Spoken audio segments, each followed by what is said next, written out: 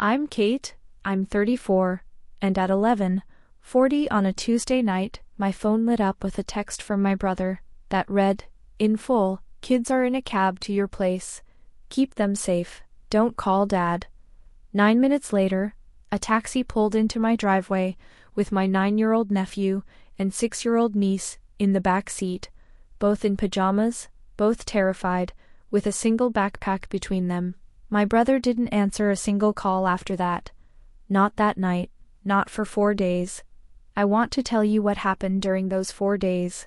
It involves a flash drive taped inside a picture book, a years-long embezzlement scheme hiding inside our father's freight company, a voicemail that cut off mid-sentence, and a version of my brother's disappearance that turned out to be nothing like the story I was terrified it might be. Welcome back to Sweet Payback Stories, where the people who go quiet are usually protecting something bigger than themselves. If you've ever had to hold family together while the ground was still shifting under you, stay with me until the end. Drop a comment and let me know you're here. My brother Danny is 3 years older than me, and for most of our adult lives he's been the steady one, the one who remembers birthdays, who shows up early, who fixed my car twice, without ever mentioning it again afterward. He works at Ferris & Cole Freight, the trucking and logistics company our father, Robert, built from a single truck in the 80s, alongside his longtime business partner, Marcus Cole. Danny went to work there straight out of college, learned the business from the ground up, and had spent the last several years slowly taking over more of the day-to-day operations as our father's involvement wound down. Danny and his wife separated 18 months ago, amicably as these things go, and he's had primary custody of Wyatt and Poppy ever since, a schedule I'd folded myself into, without thinking twice about it. Sunday dinners, emergency pickups, the easy dependable rhythm of being the aunt who lives 15 minutes away and never minds being called. I loved that rhythm. I'd never once, in 18 months, had it interrupted by anything more dramatic than a cancelled Tuesday because Wyatt had a stomach bug. Our father built Ferris & Cole Freight the year I was born, and growing up, the company was less a business than a kind of extended family member itself. Trucks in the driveway on weekends, dinner conversations that inevitably drifted toward fuel costs and route logistics. A framed photo in our hallway of Dad and Marcus shaking hands in front of their very first rig. Marcus had been at every birthday party, every graduation, close enough to the family that I'd genuinely thought of him, for most of my life, as something like an uncle. That's part of what made everything that followed so disorienting, once it started. The sense that the danger hadn't come from some stranger, but from someone who'd had a standing seat at our family's table for nearly 4 decades. Looking back, the small signs had actually started a few weeks before that Tuesday night, though I didn't recognize them as signs at the time. Danny canceled our regular Sunday dinner twice in a row, both times with vague, out-of-character excuses. Just swamped, sorry, rain check. From a man who never once, in 18 months, had canceled anything without a specific reason attached. When I pushed a little, he brushed it off with a joke about work being, a lot lately, the kind of deflection that would have meant nothing for most people and meant everything. In hindsight from Danny. I noticed too that he'd started locking his laptop screen every time I walked into a room, something he'd never bothered with before, always turning it slightly away from the doorway before glancing up with an overly casual smile. I asked him once, half joking, whether he was hiding a surprise birthday party for me. He laughed a beat too long and said something about boring work spreadsheets nobody needs to see, which I accepted at the time because I had absolutely no reason yet to accept anything else. 10 days before the taxi arrived, Danny called me on a random Wednesday evening, no particular occasion, and asked, almost too casually, if anything ever happened to me, you'd take the kids without even thinking about it, right? Not Dad, not Renee's parents, you. I told him, of course, half laughing, asking what had prompted the question. He said, just making sure I've got things straight in my head, and changed the subject to Poppy's upcoming school play before I could ask anything further. I remember hanging up that night with a small, unplaceable unease I couldn't fully explain, the kind you talk yourself out of, because the alternative explanation seems too large to actually be true. I actually called our father the next day, mostly just to check in, and mentioned casually that Danny had seemed a little off lately. Dad chuckled and said Danny had always taken the business too seriously for his own good, the same easy dismissal he'd used my whole life whenever anyone raised a concern about the company. Looking back, I understand now why that particular dismissal landed the way it did. Dad genuinely believed there was nothing serious enough happening at Ferris & Cole to warrant real concern, because the one person capable of showing him otherwise was the one person actively hiding it from him too. The taxi pulled into my driveway at 11:49 p.m. Wyatt climbed out first, holding Poppy's hand, both of them in pajamas, both of them clutching a single backpack between them like it was the only solid thing left in the world. The driver told me, apologetically, that a man had prepaid the fare in cash at a gas station 20 minutes away and given him my address, along with strict instructions to make sure the children got safely to the door before he'd leave. I called Danny's number the moment the cab pulled away. It rang twice, then went to voicemail. It would keep going straight to voicemail, silent and unanswered, for the next 4 days. I stood in my driveway for a long moment after the taxi's taillights disappeared, Wyatt's small hand gripping mine, Poppy already starting to cry, in the way exhausted, frightened 6-year-olds cry, quiet and confused, rather than loud. I remember the specific detail of the driveway gravel under my bare feet, cold in a way that felt almost useful, something concrete to focus on, while my mind raced through every possible explanation and rejected each one as either too small or too catastrophic to actually make sense of what I was looking at. I got the kids inside, locked the door out of an instinct I couldn't fully justify to myself yet, and sat down at my kitchen table to call my brother again, and then a third time, already understanding, somewhere underneath the adrenaline, that the fourth call wasn't going to go any differently than the first 3 had. I got the kids settled that first night the way you get children settled when you have absolutely no information to give them, and every instinct telling you not to let your own fear show on your face. Wyatt, 9 and sharp enough to know something was deeply wrong, asked me directly where his dad was. I told him, as steadily as I could manage, that Dad had needed to handle something important and had asked me to take great care of them until he could explain it himself. It wasn't a lie exactly. It also wasn't remotely the whole truth, mostly because I didn't have the whole truth myself yet, and I understood, tucking 2 frightened kids into a guest room at midnight, that I wasn't going to sleep again until I found it. Poppy asked, in the small, direct way 6-year-olds ask the questions adults spend their whole lives avoiding, whether her dad was in trouble. I told her that grown-ups sometimes had complicated problems that took a little while to fix, and that the most important job she had right now was letting me take care of her while her dad worked on his. She accepted that answer with the particular trust small children extend to the adults who show up for them, curling into the guest bed with a stuffed rabbit that had clearly made the emergency packing cut for a reason. I sat in the doorway of that room for a long time after both kids finally fell asleep, listening to their breathing even out, feeling the full weight of being, for however long this lasted, the only adult standing between them and total uncertainty. I called Danny's ex-wife Renee the next morning, hoping against hope she might have heard something. She hadn't, and she was, understandably, alarmed in a different direction than I was, asking pointed questions about custody logistics and legal notice, questions I didn't have good answers for at 7 in the morning with 2 kids eating cereal in my kitchen behind me. I didn't call our father that first morning, honoring the one clear instruction in Danny's text, though the not calling sat heavy and strange in my chest the whole day, one more piece of a puzzle I couldn't yet see the full shape of. Renee offered to come get the kids herself, and part of me almost said yes out of sheer exhaustion, before she mentioned, carefully, that she'd be traveling for a work conference through the rest of that week, and would need to arrange coverage on short notice. I told her I had it handled for now, that I just needed her to keep trying Danny's number too, in case he'd answer a call from someone other than me. She agreed, though I could hear, underneath her practical questions about school pickup schedules and Poppy's allergy medication, her own version of the same fear I was carrying, just filtered through a slightly different relationship to Danny than mine. That evening, helping Poppy get settled with the one backpack of belongings the cab driver had handed over, I noticed one of her picture books felt oddly heavy at the spine. Prying the tape-down end paper loose, I found a USB flash drive taped flat against the inside cover, along with a folded index card in Danny's unmistakable handwriting.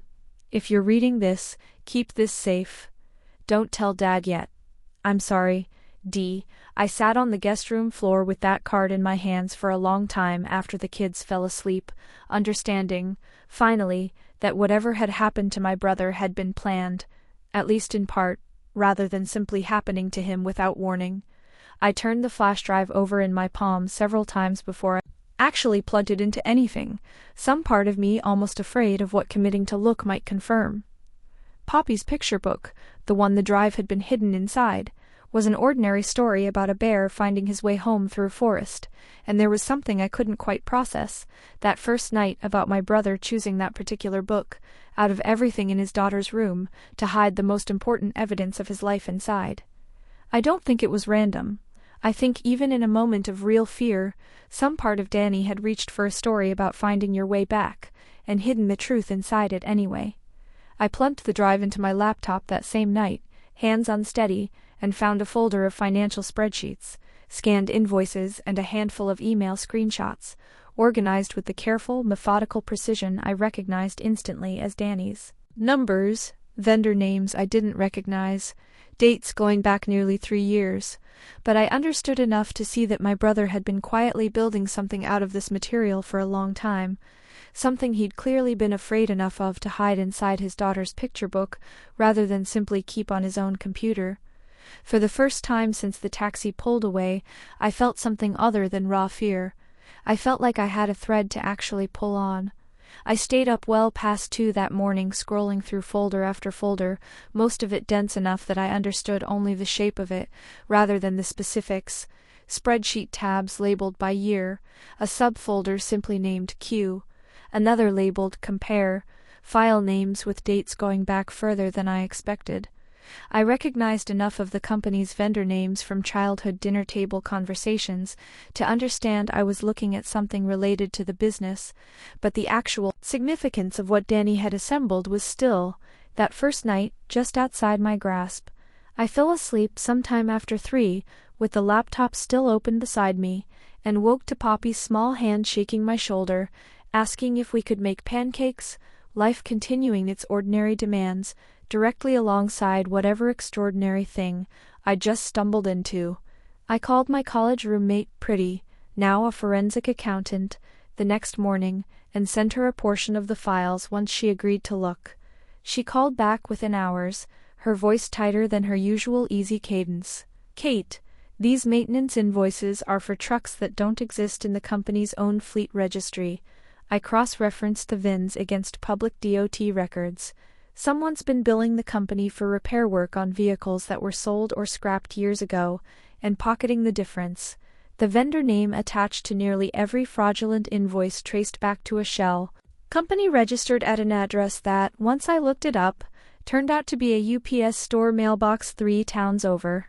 "I want to be careful here," Pretty said, "before I let myself get too far ahead of the evidence, because sloppy bookkeeping and deliberate fraud can sometimes look similar on the surface. But this isn't sloppy. Whoever set this up knew exactly how to make it survive a casual audit. Round numbers close enough to plausible market rates, invoices spaced out enough not to trigger volume flags, vendor details just complete enough to pass a quick glance." She sent me a color-coded spreadsheet an hour later, flagging each suspicious invoice against the corresponding legitimate maintenance record it had apparently been designed to blend in beside, and seeing them laid out side by side, the pattern was unmistakable in a way raw numbers alone hadn't quite made clear to me the night before. The financial scope, once Pretty finished a rough pass through everything on the drive, was larger than I'd braced for, an estimated $640,000 siphoned out of Ferris and coal freight over roughly 3 years through phantom maintenance and fuel invoices. I sat with that number a long time, trying to reconcile it with a company I'd grown up thinking of as small and steady, my father's whole life's work, quietly bleeding money to someone close enough to have known exactly how to make the fraud look ordinary on paper.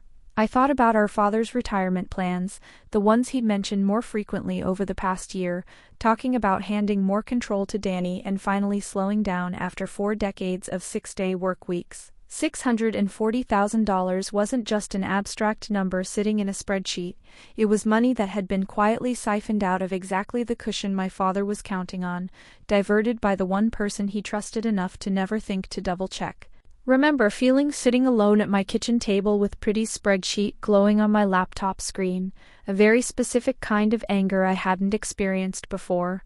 Not hot or sudden but slow and cold, the kind that settles in for the long haul, rather than burning out by morning. Buried among the email screenshots was a short exchange from 6 weeks earlier. Danny to Marcus Cole, our father's business partner of nearly 40 years, asking pointed, careful questions about a specific maintenance invoice that didn't match the company's own service records.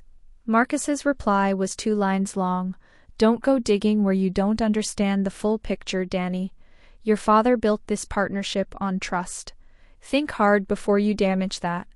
Reading it, I understood with a cold clarity that made my stomach drop, exactly who my brother had been building his careful case against, and exactly why he might have felt he couldn't simply bring it to our son, father directly. I read that exchange probably a dozen times that night, turning over Marcus's exact phrasing. "Your father built this partnership on trust. Think hard before you damage that." It wasn't a denial. It wasn't even really a threat, not on its face. Not the kind you could hand a police officer and expect immediate action on. It was something more careful and more chilling than that, a warning dressed up as loyalty, the specific language of someone who'd spent 40 years learning exactly how to make quiet pressure sound like wisdom. I understood, reading it again, why Danny might have hesitated to escalate this through official channels sooner. Marcus hadn't given him anything clean enough to act on, he'd given him exactly enough to make Danny doubt himself. Here's what I finally understood, sitting at my kitchen table at 2 in the morning with the kids asleep down the hall. Divvy hadn't disappeared randomly, and he hadn't fled some vague, unnamed danger. He'd spent weeks quietly assembling proof that Marcus Cole, the man our father trusted like a brother, had been stealing from the company for years. And something in the days before that taxi pulled into my driveway had escalated fast enough that Danny had felt he needed to get his kids somewhere safe before he could take his next step. The question that kept me up the rest of that night wasn't whether the fraud was real anymore. It was what exactly had happened to Danny once he'd decided to act on it. I contacted a corporate fraud attorney the next morning, a measured, careful woman named Odalis Reyes, referred by Pretty, and laid out everything: the drive, the invoices, the email exchange, the 4 days of silence. She was quiet for a moment, then said the sentence that changed how I understood the seriousness of what I was actually holding. "This is significant, prosecutable fraud, Kate, and if your brother confronted the person responsible for it directly before he went silent, I think it's time this became a police matter, not just a financial one. I can help you file both a missing person report and a formal fraud complaint today." I'd spent 4 days quietly hoping I could solve this myself, protect Danny's careful case, and get him back safely without ever having to hand any of it over to strangers. For the first time, I understood that protecting him now meant doing exactly the opposite of quiet. Odalis asked me to walk her through the full timeline one more time, slowly, the flash drive's contents open on the screen between us. She was quiet for a moment once I finished, then said something that reframed how I understood the last 4 days entirely. "You've been treating this like a private family problem you need to solve carefully before anyone else finds out. I understand why. You're protecting your brother's case, protecting the kids, from more upheaval, but 4 days of silence from a grown man who dotes on his children the way you're describing him isn't just a fraud investigation anymore, Kate. It's also very possibly an emergency." Hearing her say the word emergency out loud, plainly without softening it, was the moment the last of my hesitation about going fully official finally broke. Odalis laid out my options plainly. I could keep investigating privately for a little longer, hoping Danny would resurface on his own timeline before anything became official. I could report only the missing persons case, holding the fraud evidence back until he was found safely and could decide for himself how to use it. Or I could file everything at once, missing persons report, formal fraud complaint, the flash drive as supporting evidence, understanding that doing so would put real legal and investigative weight behind finding him quickly, at the cost of every part of this becoming permanent and public. I thought about Wyatt's question that first night, direct and unflinching, asking where his father was. I thought about the index card in Danny's handwriting, apologizing in advance for something he must have known would eventually come to this. I understood, sitting in Dallas's office on day 3, that I couldn't keep protecting the investigation's privacy at the expense of actually finding my brother. I chose to file everything, and within hours of the police report going in, an investigator named Detective Alan Byrne was assigned to the case, treating it, once he'd reviewed the fraud evidence, as considerably more urgent than a routine missing adult. He requested security footage from the Ferris and Coal Depot for the week Danny disappeared, and I didn't call our father to warn him it was coming. I let the investigation speak first, the same way Danny's own silence had been speaking, unbearably, for 4 days already. Our father called me that same evening, having heard from Marcus that police had requested depot footage. His voice was confused, hurt, entirely in the dark. "Kate, what is going on? Marcus says the police think something happened at the company. Is this about Danny?" I told him, as gently and honestly as I could manage, that I believed it was, and that I'd explain everything once I understood more myself. He didn't push further that call, but I could hear, underneath his confusion, the particular fear of a father realizing he'd been the last to know something enormous about his own family. I stayed on the phone with him longer than I'd planned to that night, mostly because I couldn't bring myself to hang up on him mid-confusion, even with everything else pulling at my attention. He kept circling back to the same disbelieving question, in slightly different phrasing each time. How could this be happening? How could Marcus of all people be capable of this, after everything the two of them had built together? I didn't have a satisfying answer for him. I'm not sure there is one.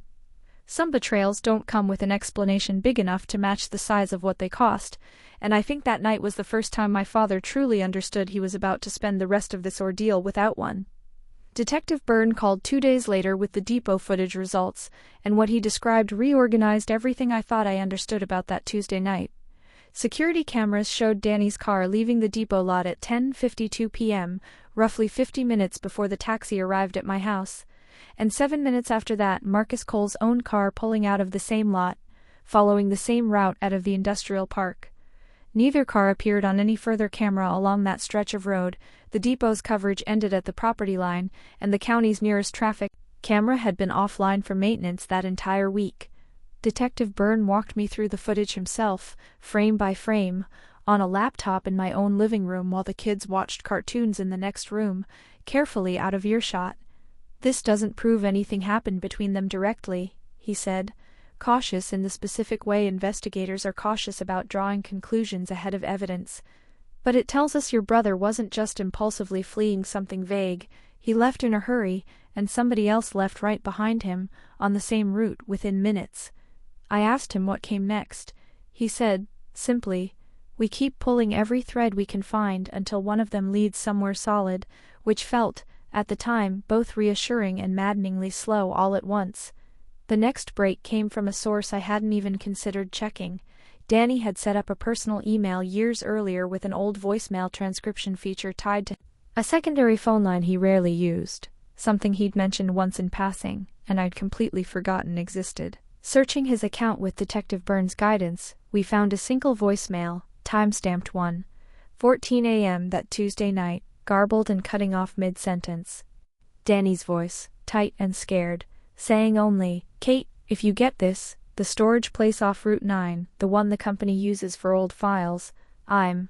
Before the message ended abruptly, either cut off by a dropped connection, or something worse. I played that fragment more times than I could count once Detective Byrne allowed me to hear it, each time trying to catch some additional word buried under the static.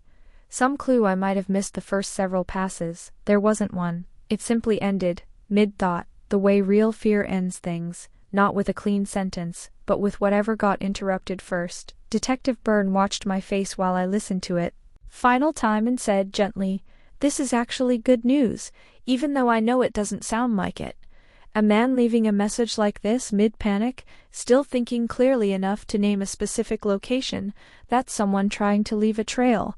Kate, not someone who's given up. I held on to that reframing hard, the whole drive out to Route 9. Detective Byrne and 2 patrol units drove to the storage facility off Route 9 within the hour, and I rode along in the back of an unmarked car, unable to sit at home waiting a second longer. They found Danny's car in visitor parking, and Danny himself inside a rented storage unit registered under the company's name. Alive, unhurt, but clearly having spent 4 days in rough shape, exhausted, unshaven, surviving on vending machine food, afraid to turn his phone back on, or go anywhere he thought Marcus might expect him to be. He'd left the depot that night, he told us later, after receiving a second, more direct threat from Marcus, and had driven straight to the storage unit to stash a backup copy of his evidence, before things could escalate further, only to lose his nerve about going home once he was certain, from a car he didn't recognize idling near his street, that someone was actually watching his house. The storage unit itself, once Detective Byrne let me see inside briefly, looked less like a hideout and more like a man's entire fear made visible. A sleeping bag on the concrete floor, a small stack of protein bar wrappers, Danny's laptop still open to the same spreadsheet folders I'd spent 4 days poring over myself, a folding chair pulled up against the door like it might actually stop anyone determined enough to get through it. He told me later that he genuinely believed, that first terrified night, that going home might put Wyatt and Poppy directly in danger, and that a storage unit registered under the company's own name felt at the time like the one place Marcus would least expect him to actually be hiding. Our reunion happened in the parking lot outside that storage facility, and it wasn't the clean, cinematic relief I might have imagined during those 4 sleepless nights. Danny broke down almost immediately, apologizing over and over, first for scaring the kids, then for scaring me, then for not trusting me with the full truth from the very beginning. I thought if I told you everything up front, I'd be putting you and the kids directly in the middle of it, he said. I thought getting them to you fast and staying quiet myself was the safer plan. I don't think I actually thought it all the way through past that first night. I told him I understood the impulse completely, and that understanding it didn't make the 4 days any less terrifying, and that both of those things could be true about him at the same time. Wyatt and Poppy weren't there for that first raw reunion in the parking lot. I'd left them with a neighbor rather than bring them along, not knowing what condition we'd find Danny in. But I called them the moment Detective Byrne confirmed everyone was safe, and I will remember the sound of Poppy's voice on that call for the rest of my life, a single relieved "Daddy" that undid something in both Danny and me at exactly the same moment. He talked to both kids for nearly 20 minutes right there in the parking lot, voice cracking more than once, promising Wyatt he'd explain everything properly once he was home, promising Poppy that her bear book had done exactly what it needed to do. Danny told us something else in that parking lot that reframed the whole situation one more time. He suspected our father, while not personally involved in the fraud, had unknowingly been protecting Marcus for months, waving off small inconsistencies Danny had flagged earlier in the year, trusting Marcus's explanations without much scrutiny, the particular blind trust of a man who'd built 40 years of partnership on instinct rather than paperwork. Danny had been afraid, he admitted, that confronting Marcus directly through our father would simply result in Marcus smoothing it over one more time, the way he apparently always had, while Danny himself ended up looking paranoid or disloyal in the process. With Danny safe and both copies of his evidence now in Odalis's hands, the fraud case moved forward with real weight. She coordinated with Detective Byrne's office and brought in an independent forensic auditor to formally examine 3 years of company records, cross-referencing every invoice against DOT fleet registrations and vendor licensing the way Pretty's initial pass had only begun to. The scope confirmed what Pretty had estimated within a reasonably tight margin, just over $640,000 diverted through the shell vendor, spanning nearly the entire period since our father had started stepping back from daily oversight.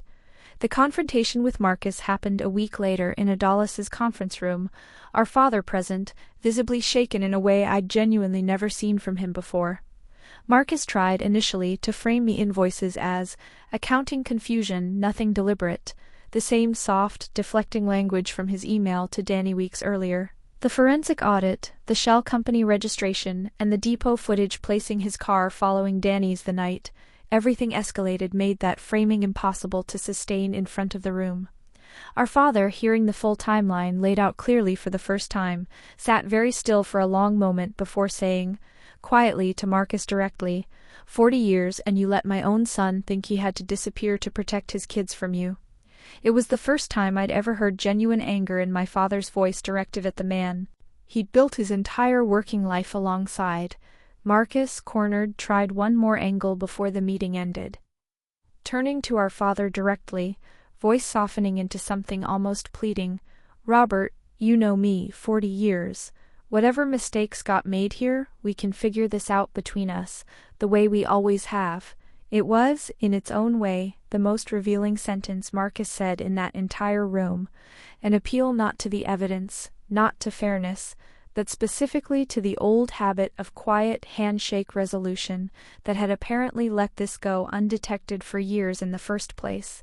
Our father, to his credit, didn't take the bait this time. That's exactly the problem, Marcus, he said. We always figured things out between us. Nobody else was ever allowed to look. Odalis later told me that single exchange did more to solidify the civil case than almost anything in the forensic report.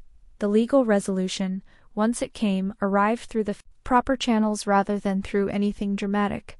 Marcus was formally removed from the company under the terms of the original partnership agreement, facing both a civil restitution suit and a criminal fraud referral that Odalis and Detective Burns' office pursued jointly.